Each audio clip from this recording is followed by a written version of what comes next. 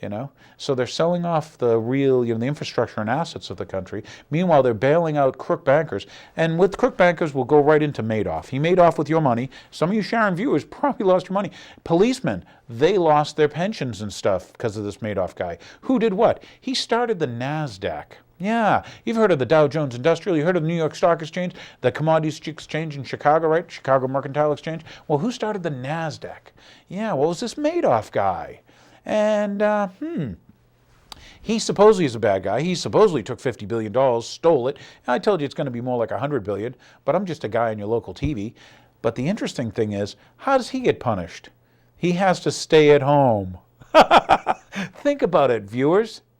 He steals $50 billion, and the judge makes him stay. You got to stay home. Get back in your house. You've been a bad boy, back up to your room. Okay, anybody out down the street, right, in Brockton or Boston, and they steal $50 off the cash register or something, they're just serving time, okay? But oh no, Madoff makes off with your money. You watch, that'll be part of the bailout too. Well, we got to bail that out because something would collapse, oh my God. But once again, how did the judge, and so you ask yourself, was it political power that put the judge in place? And why is that judge allowing a guy who steals $50 billion, and you think he did it alone? Yeah. Wait a minute. Sharon's full of viewers, okay? I don't think any of you alone could get $50 billion, The comedy is this, that judge was appointed politically, I'm sure. It's like Monsanto, the scumbag, company that has like their own courts because all their buddies are the lawyers and then become judges for the court that they go to. Yeah, the revolving door in the FDA while they poison you and stuff. But with you've been conditioned. I'll ask you, do you think you've been conditioned? They're telling you the guy that stole $50 billion has to stay home. And now he's going out with his wife. They just caught him shipping jewels out of the country, He's a thief. He's just a thief. How come he's not in prison? He's admitted to being a thief or whatever, But how come he's not in prison? If you took $50 billion, wouldn't you be in prison? If I took hey, look at Ed Brown, okay? Owed 200 grand, okay? He's not just in prison. They're torturing him. They take his wife too. Took and held his wife, for months. So I ask you people, think about it. Guy steals $50 billion. He gets to walk. See it, friends? Wait a minute. Is it all about having friends? Is it about political power? And doesn't political power always come back with a badge and a gun? And in the case of Madoff, if you've got political power and political friends, evidently it doesn't matter, does it? So we're being told now our country's changed. Instead of by the people, for the people, okay, with the people having the power, now we have new global power elitists. Oh, he's big power. Do you get it? Do you see the conditioning? Slow but sure over time. That they're just conditioning you. Constantly you're being lied to by that media. That media that Madoff and stuff buys? I mean, should we go through the whole Rockefeller game? It was a dirty word for years. If you go back to the turn of the century and, and a little bit beyond, people didn't like the Rockefellers. And now they've not only taken control of your education systems, they've taken, so that way they can, teach the teachers, and now the teachers can just recite the stuff off, and all your little students go to what? Go to government training camps. I mean, in Sharon, they practice lockdowns. Think about it, people. This is America, okay? What did we used to teach our youth? To stand up, to be brave, okay? To take down bullies. And now what do we teach them? Cower in the corner. Yeah, that's what we teach them. Yeah, that's real good. That's going to portend well for our future. I also had some other interesting information, and for all you viewers, and I've got some good quotes for you, but here's some information just on political power, because you should consider who are these political people behind the scenes, Well, what I have for you now is, this is a list of dual citizens. These are citizens, okay, who have two citizenships. I got citizenship 1 and citizenship 2. In this case, you're looking at people that have dual citizenship. They happen to be Americans, and their Israeli citizenship. Now you say, that's interesting, especially in a town like Sharon. So let me go over some names with you. Let's start off with the Attorney General. Do you guys know who the Attorney General is? That's right, you're a Sharonite, you should know this stuff. His name is Michael Mukasey. Dual citizen, huh? Rather interesting. Let's go down. Head of Homeland Security. Do you know who that guy is? Yes. Another Michael Chertoff. Boy, that puts two dual citizens right at the top, doesn't it, or close to it? How about chairman of the Pentagon's Defense Policy Board? You've heard of Richard Pearl. Yeah, dual citizen. Gets better. Deputy Defense Secretary, former, just so you remember, Paul Wolfowitz.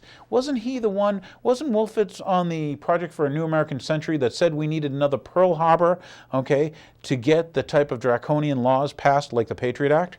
Yeah, well, he was a dual citizen anyway. Undersecretary of Defense, another defense guy, huh? Douglas Faith, okay? National Security Council advisor. We've got Elliott Abrams. You've heard of Elliott Abrams, haven't you? Yeah, what do you know about political power? Okay? Vice President Dick Cheney's chief of staff, Scooter Libby, dual citizen. Hey, kind of funny, isn't it? Think about it. We have a governor in California whose father was a SS colonel. Yeah, let's go back. What does it mean to be a colonel in the SS? Arnold Schwarzenegger, yeah. His father, yeah, okay. So now we've got him as a governor in the United States. We have Ratzinger, Hitler Youth Movement guy. He's your pope. When I say your pope, he may not be your personal pope. I keep a couple popes around the house. Where I'm going with it is, think about this. Okay, and then, let's think about it. We got Arnie, okay, daddy was a Nazi. We got Prescott Bush, had his assets frozen in 1942. Am I lying? Did Prescott Bush really have his assets frozen in 1942 for being a Nazi banker? Yeah, for being a bagman for the bankers. Union Bank, Brown Brothers Harriman. That's right, that's a New York bank firm. We'll get into banking. Let's go back to political power stuff. We're dual citizens, in this case, Israeli-American. They're both Israeli and they're American. Well, you got to wonder, Yeah, it makes you wonder, doesn't it? Because we have a recent one. Remember Rahm Emanuel? He was a captain in the Israeli Defense Forces, right? Yeah, so now he's chief of staff for the White House, or soon to be. He's chief of staff elect, or whatever. Rather interesting. Okay, so we got Deputy Chief of Staff Joshua Bolton. Hey, Bolton, that name rings a bell. Why does that ring a bell? Yeah. Hey, you know what we have? Our UN representative. That's right. The United Nations, started by that guy who started the Council on Foreign Relations, David Rockefeller and stuff. But think about it. Our UN, Who's our UN guy? John Bolton. You remember John Bolton? He's the one telling you you've got to attack Iran now. Yeah, that this thing going on in Israel leads to we got to attack Iran. Yeah, that's kind of interesting. U.S. Trade Representative, Robert Zolak, I've heard of him, Let's see, Director of Policy and Planning at the State Department, Richard Haas. Talk about a dirtbag loser, scum of the earth, New World Order crowd. Once again, this was the New World Order crowd, folks. Yeah, Council on Foreign Relations members. But to think, at the top of your government, where you have political power, you have dual citizens. Who's running this country now? Once again, is it corporatism? Or is it fascism? Who are we bailing out? We're bailing out what corporate? We're bailing out bankers with your dollars. Meanwhile, these bankers stole from you. These are the bankers that charge you interest. This is great. We give them money, and then we ask them, please lend it to the people so that they can charge you interest, even though you're paying interest on the money that we lent them. So you're paying interest twice for these crooks. And, think about it.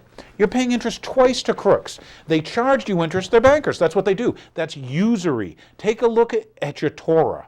Take a look at your Quran. Take a look at your Bible. Look up the word usury. This comes from Babylon, okay? The idea that we lend money for interest.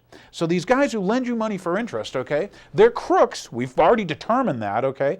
But now they need more of your money. So the government gives them money, which you have to pay interest on, and they're going to lend it to you so you can pay interest on it.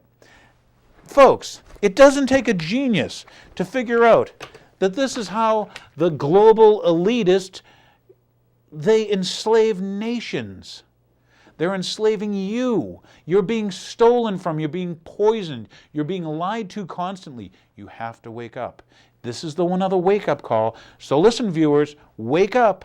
Okay? This is a wake-up call. This is your republic going down the tubes. Time for you to do something. So anyway, what did we cover? We covered political power. Why? Because political power always ends up being coercion. Here's my badge. Here's my gun. Pay those taxes because the bankers need that money so they can lend it to you and charge you interest, even though they're charging you interest on the money because we didn't, have the money. We had to borrow it. You're being stolen from constantly. So on a lighter note, on a good thing, remember what we need for a free state. Remember what it said. What is necessary for a free state? Yeah. So I want you to go out there. I want you, hey, go get a couple firearms, you know. Practice with them. Get good at them. You know, become proficient with them. Why? Because you may be the last people left to maintain the free state. Because eventually, you don't want to be at the receiving end of political power.